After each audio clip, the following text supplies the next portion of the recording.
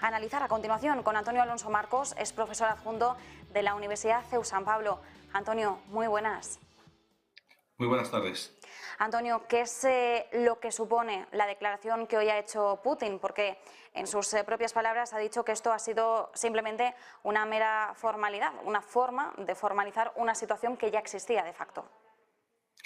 Sí, bueno, hay que tener en cuenta que efectivamente él parte de la base de que esa parte de Ucrania está en guerra no desde febrero del año 2022, desde hace 8 meses prácticamente, sino más bien desde hace pues 14 años prácticamente, porque hay que retrotraerse más allá del 2014, porque si él comienza la operación en Crimea en el año 2014 no es por nada, sino porque, digamos, siente una cierta justificación para hacerlo. Entonces esto, efectivamente, a nosotros nos puede sonar nuevo, pero para la gente que vive allí, pues es que llevan en guerra desde hace, pues eso, no, insisto, no desde el año 2014, que serían 8 años, sino por lo menos 10 años en una situación muy tensa de un conflicto, pues que finalmente ha estallado de esta manera, pero en el que ha habido muertos, pues se estiman que unos 4, pues en torno, pues en torno a 20.000, si no recuerdo mal. Entonces, bueno, pues es una situación que no es nueva para ellos. Lo que sí que, digamos, da unas pocas pinceladas de novedad es el hecho de que las milicias que estaban allí defendiendo aquel territorio ya son consideradas parte del ejército, y en fin, ahora ya hay una movilización ciudadana mayor para apoyar el esfuerzo de guerra. Lo que a mí me hace pensar, sin tener mucha idea de estrategia militar, pero lo que a mí me hace pensar que efectivamente estamos ante un escenario en el que se va a recrudecer los enfrentamientos sobre el terreno, no con drones o con misiles, sino sobre el terreno entre el ejército ruso, porque eso ya no son milicias populares de la República Popular de Donetsk o de Lugansk, sino entre el ejército ruso y el ejército ucraniano. Aparte de esos 200.000 soldados que estaban en febrero en la frontera entre Ucrania y Rusia, dieron el paso hacia Ucrania, entraron en Ucrania.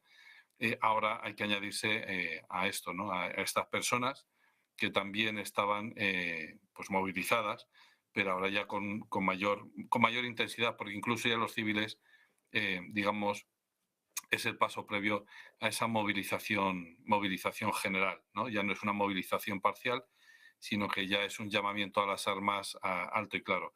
Yo llevo varios meses advirtiéndolo con gran pesar, que nos vamos dirigiendo hacia ese tipo de enfrentamiento, y aquí o bien alguien echa el freno o Putin dice, bueno, se acabó y ya está, y la otra parte lo admite, o bien no sé, pues estamos entrando en un escenario muy malo, ¿no? Y no solo por parte de Rusia, sino que por parte de Ucrania y por parte de Occidente. Y cuando digo Occidente digo principalmente ya no la Unión Europea, sino quien parece que está más empeñado en llevar adelante esta defensa de Ucrania, que son Estados Unidos y Gran Bretaña, ¿no? A mí me parece que es bastante claro que estos dos mandatarios, sus declaraciones y sus acciones puestas sobre la mesa, son indicios bastante evidentes de que quien más interés tiene en defender el territorio ucraniano, sinceramente no sé cuál es ese interés, salvo que nos lo expliquen y digan, no, es que el siguiente pues será Polonia o el siguiente será Estonia y nosotros lo aceptemos, salvo que nos lo expliquen, no sé cuál es el interés de Gran Bretaña y de Estados Unidos. Pero efectivamente lo que parece es que vamos todos en esa dirección, tanto por una parte como por otra, vamos todos en esa dirección de no aflojar, de no destensar, sino todo lo contrario, pues más armas, más dinero, más hombres. Y ya algo que me preocupa a mí también más es, bueno, que ya es bastante preocupante todo lo demás, y todo lo que se ha dicho anteriormente, es la justificación que se da en los medios de comunicación españoles, sin ir más lejos, de todo esto que está por venir, ¿no? De justificar la idea del ruso como un enemigo, en general, el ruso en general, ¿no? O los soldados rusos, y pintarles como seres bárbaros, ¿no? Y pintar a los soldados ucranianos como seres angelicales. Bueno, pues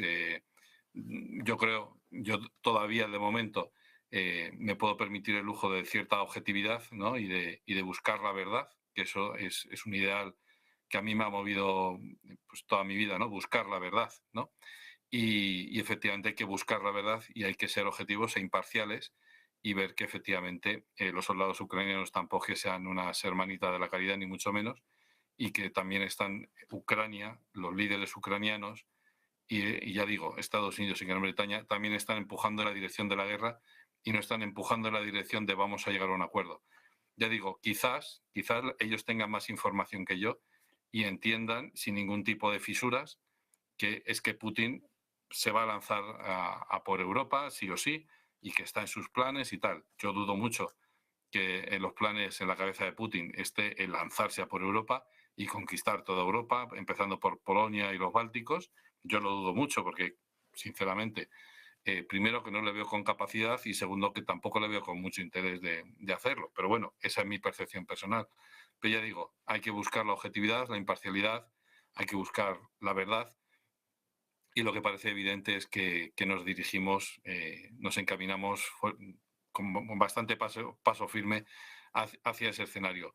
Yo creo que hacia finales de octubre, principio de noviembre, veremos un cambio sustancial en la guerra, en lo que es el escenario bélico, y ya cuando entremos en lo que es más duro del otoño, cuando empecemos a encender más la calefacción, etcétera, pues ya veremos pues por dónde tiramos y por dónde vamos impulsando las acciones de nuestros gobiernos. Pero bueno, yo creo que efectivamente hay gobiernos, perdón, hay pueblos, hay poblaciones en Centro Europa que han salido a la calle a protestar contra la subida del precio del gas o poniendo la atención en esto, ¿no? De la independencia energética, de que dependemos del gas de Rusia, de por qué nos estamos metiendo en una guerra de Ucrania con Rusia. Ahí ya hay gente que empieza a levantar la voz. Digo gente que se manifiesta por las calles, no. Ya digo, y eso apenas aparece en los medios de comunicación o aparece distorsionado, ¿no? Dice, bueno, es que están protestando por el alza en los alquileres. Bueno, sí, también. Pero vamos, a lo que voy es que nos vamos dirigiendo hacia un escenario en el que aquello que empezó para nosotros en febrero del año 2022 como algo, bueno, pues algo extraño, algo sorprendente que Rusia diera ese paso, allí en esa región es algo que digamos, estaban deseándolo, ¿no? También se nos ha pintado, por cierto, estos referéndum que ha habido en estas regiones como algo, digamos, obligado, ¿no? Han ido a votar con un fusil, con un señor con un fusil detrás, ¿no? Yo creo que o no queremos ver la realidad o no la queremos estudiar o nos conformamos con lo que nos dicen. Pero hay que entender bien que esa gente ha sufrido ataques por parte del ejército ucraniano durante por lo menos, ya digo, 8 años, ¿no? Y no lo digo yo, vamos a ir a un señor americano que se llamaba Samuel Huntington, que ya en el año 93 escribió 1993 escribió un libro, bueno, escribió un artículo y luego lo publicó en forma de libro que se llama El choque de civilizaciones. Y dice, aquí en Europa hay una línea de fractura clarísima en Ucrania. Hay un este que es prorruso y hay un oeste que es proatlantista, proeuropeo, porque provienen de Polonia, de Rumanía. Es decir, hay una mezcla bastante fuerte y hay una línea de ruptura bastante clara. Esta línea de ruptura la vio Samuel Huntington, ya digo, año 93. ¿Y por qué vio esta línea de ruptura? Pues porque esas regiones del este están habitadas no por prorrusos, sino por gente lo que llamamos en ciencias sociales étnicos rusos, es decir, es gente que es de etnia rusa. Incluso algunos de ellos ya tienen pasaporte ruso, su lengua, su idioma es el ruso, su afiliación religiosa es el patriarcado de Moscú, es decir, son rusos rusos. Lo que pasa es que viven en Ucrania. Esto, quien no lo quiera ver, insisto, pues bueno, pues ¿qué le vamos a hacer? Pero la realidad es esa. Entre los propios estos que llamamos prorrusos, pero que son rusos que viven en Ucrania, ¿habrá gente que esté a favor de Putin y gente en contra? Pues casi seguro que sí. O a lo mejor no, a lo mejor es el 100% los que están a favor de Putin, porque le consideran un salvador. Hay que entrar en su mentalidad, hay que entrar un poco a entender cuáles son las razones de las personas que están allí, para entender que efectivamente a lo mejor consideran a Putin un salvador y para ellos es un salvador y sin embargo Volodymyr Zelensky pues es una mala persona, por decirlo muy suavemente, ¿no? Al igual que nosotros consideramos todo lo contrario, ¿no? Que Vladimir Putin es el malo de la película y Volodymyr Zelensky no tiene ni una tacha, ¿no?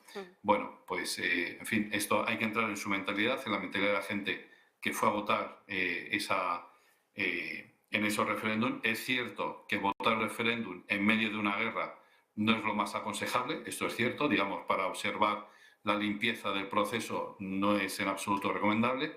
Alguno lo justificará diciendo, bueno, pero es que era necesario que se manifestara en este momento para que Rusia les diera su apoyo. Bueno, eso ya es una valoración, digamos, aparte, política o geopolítica, pero lo que es lo objetivo y lo verdad es que no es aconsejable hacer un referéndum en tiempo de guerra, ya no de conflicto, sino de guerra, porque pues, no se puede velar por la limpieza del proceso.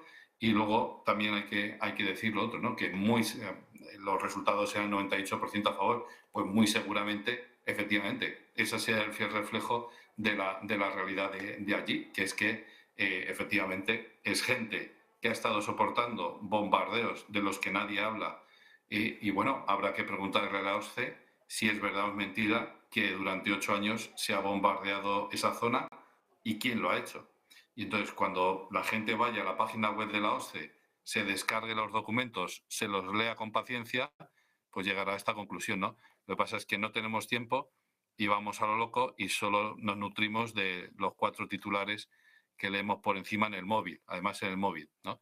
Y no tenemos tiempo para investigar, para indagar un poquito más. Yo sí que haría un llamamiento a eso, ¿no? A que se fortaleciera ese diálogo, esa mesa de negociación. Yo estoy casi seguro de que esa negociación se tiene que estar dando de manera discreta porque es la única manera de que una guerra acabe, sea esta o sea una de mayor calado. La única manera de que acabe una guerra es a través del diálogo, de la diplomacia. No cabe otra manera. Las armas se utilizan precisamente para forzar a la otra persona a sentarse a negociar. Que por Si de cierto, hecho, Antonio, si me sí, lo permites, porque hay varias cosas sí. que quería rescatar que han sido No, muy bueno, interesantes, no por nada, porque además ahora vas a sacar a colación un tema del que yo quería preguntarte también, porque es bastante interesante lo que está ocurriendo. Nos decías que evidentemente aquí en todo momento es muy difícil a veces no irse por un lado sesgado, y yo creo que esto ocurre, ¿no? Medios rusos pecarán teniendo una visión pues de Ucrania enemigo, Rusia el gran defensor y salvador, y aquí en Occidente pues pecamos también, y eso hay que decirlo alto y claro, de Ucrania es amigo, Rusia es enemigo. Decías, bueno, es que hay que entender también cuáles son las circunstancias de cada cual, de su territorio, de su ideología, de su política, y hay que tener en cuenta muchísimas variables. Y aquí una cuestión muy importante que decías, estamos en una guerra. Aquí en una guerra todo el mundo se mancha las manos, así que todo el mundo es responsable y tiene parte de culpa y de esa responsabilidad por lo que está ocurriendo, por el desastre, que al final estamos hablando de vidas humanas. Así que sí, Ucrania y Rusia en esto están todas manchadas, y bueno, y todos los países que estamos apoyando a uno u otro bando. De esto creo que no deberíamos tener ninguna duda cuando hablamos también en esos términos objetivos, y es importante también que recalques eso, porque al final en los medios de comunicación intentamos ofrecer una amplia variedad de voces para que todos podáis exponer vuestro punto de vista, a veces más sesgados y otros buscando más esa imparcialidad, que es la que realmente buscamos muchas veces, ¿no? Para poder hablar de hechos y de cifras objetivas en todo momento. Estabas hablando ahora del tema armamentístico y quería preguntarte, porque al principio hablabas de Occidente y decías, bueno, sobre todo miramos a Estados Unidos. Lo que hemos conocido en estas últimas horas es que Estados Unidos está en conversaciones, aquí ya cambio de tercio, no voy a centrarme tanto en Rusia, pero que está en conversaciones con Taiwán para fabricar armas en conjunto. Quería preguntarte si se está ahora mismo, mientras tenemos el enfrentamiento en Ucrania, si se está tejiendo, no silenciosamente, porque realmente lo estamos vigilando de cerca, otro escenario bélico con el foco puesto en Taiwán y que recrudezca todavía más las relaciones entre las dos grandes potencias, entre Estados Unidos y China, porque el objetivo que entendemos en estos momentos de Estados Unidos al anunciar esa fabricación conjunta con Taiwán es bueno, darle también un toque de atención a China, como diciendo nosotros vamos a proveer más armas a Taiwán por si pasa algo, porque ya Anthony Blinken hace unos días, el secretario de Estado, decía es que creemos que China va a acelerar ese proceso de reunificación pacífica, mientras estos días está teniendo lugar ese Congreso Nacional del Partido Comunista, que por cierto, una curiosidad que destacábamos del discurso de Xi Jinping es que ha hecho más menciones a la seguridad que a la economía en esas horas 2 horas de discurso que ofreció. ¿Qué es lo que está ocurriendo ahora mismo con Taiwán? Bueno, empezando por eso último que señalabas, efectivamente, él quería desviar un poco la atención de la economía porque al parecer los datos económicos últimos no han sido muy buenos o todo lo buenos que él esperaba, ¿no? Entonces ha intentado ocultarlos hasta el último momento precisamente para que no afectara al Congreso. Este Congreso, Xi Jinping lo está viviendo con gran alegría, con gran gozo, porque es el primer presidente de China que ha sido reelegido por tercera vez, ¿no? Un tercer mandato. Esto no sucedía en los tiempos de, vamos, él estaba casi al mismo nivel que Mao Zedong, que Mao Zedong, ¿no? Entonces, él lo ha vivido con gran alegría y no quería que nada le estropeara pues ese mensaje, ¿no? De unidad, de fortaleza, de progreso, de gran desarrollo, de gran salto adelante, rescatando la terminología de la revolución cultural, etcétera, ¿no? Bueno, en fin, que él lo que quería era subrayar el tema de la seguridad. La cuestión de Taiwán yo creo que es bastante clara. Es China, o sea, Taiwán se llaman la República de China. La Gran China, la que nosotros llamamos China, es la República Popular de China. Entonces, que se acabarán reunificando, eso no cabe duda. Solo, pues obviamente, los taiwaneses no quieren, efectivamente. Bueno, no todos los taiwaneses, pero los taiwaneses en general no quieren reunificarse con China y a Estados Unidos tampoco le interesa eso.